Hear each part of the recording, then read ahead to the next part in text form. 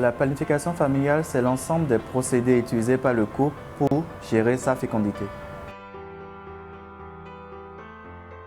La contraception, c'est l'ensemble des moyens et des procédés utilisés par le couple pour empêcher la survenue d'une grossesse non désirée. Donc, la contraception fait partie de l'une des composantes de la planification familiale.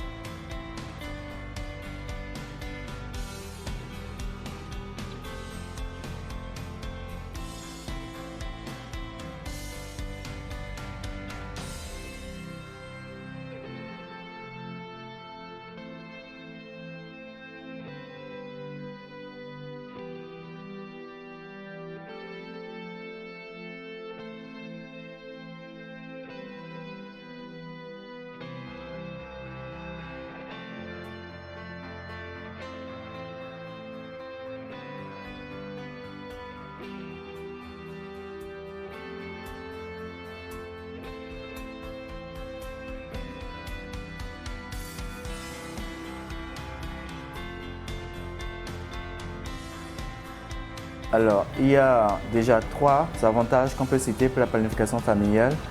Le premier avantage, c'est par rapport à la femme. Il permet à la femme de reconstruire ses réserves après un premier accouchement ou un deuxième. Il lui permet également de rester jeune plus longtemps. Il lui permet de gérer les ressources de la famille adaptées au nombre d'enfants qu'elle désire. Un autre avantage, c'est dans l'épanouissement du nouveau-né ou de l'enfant. Ça permet à l'enfant d'avoir un développement psychomoteur qui est bien conduit parce que la maman est là pour s'occuper de lui.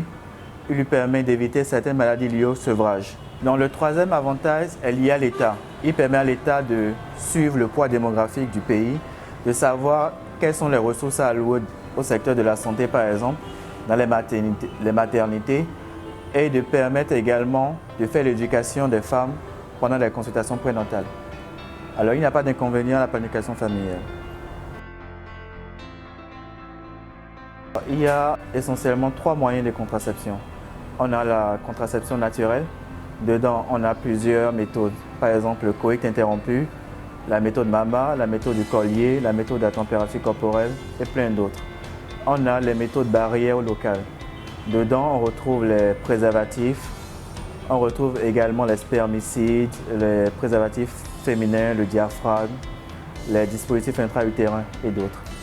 Et en dernier recours, on a la contraception hormonale qui a 2 volets également. On a la contraception, les contraceptifs oraux, communément appelés la pilule, et également les contraceptifs injectables et les implants. Les moyens de contraception masculins, nous avons les méthodes naturelles, à savoir le coït interrompu ou l'abstinence. Nous avons les méthodes barrières, le préservatif masculin, et nous avons également une méthode chirurgicale qui est la vasectomie, qui empêche l'homme d'émettre des spermatozoïdes.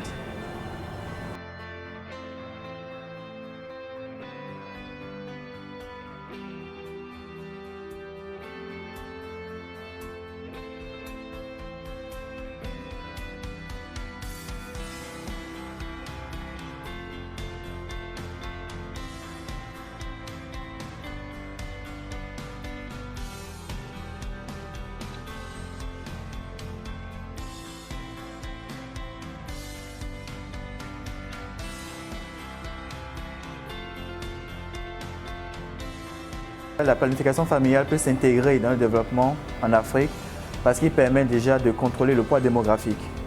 Le poids démographique contrôlé, il permet de redistribuer l'argent qui doit être destiné à élever les enfants vers 2 secteurs d'activité. Donc il peut être un moyen comme un autre.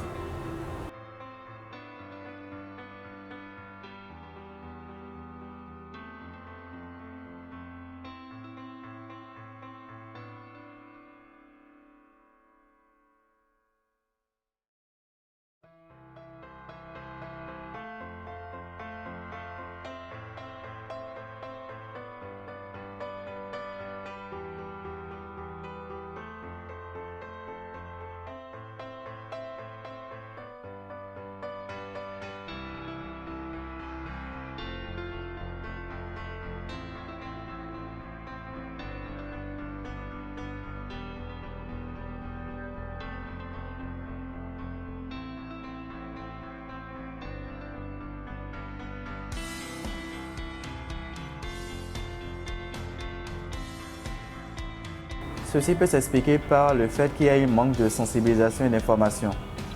Il y a beaucoup de campagnes qui sont établies pendant la consultation prénatale aussi. La planification familiale est évoquée, mais il faut élargir cette communication à tout le pays pour que beaucoup de gens soient mieux informés.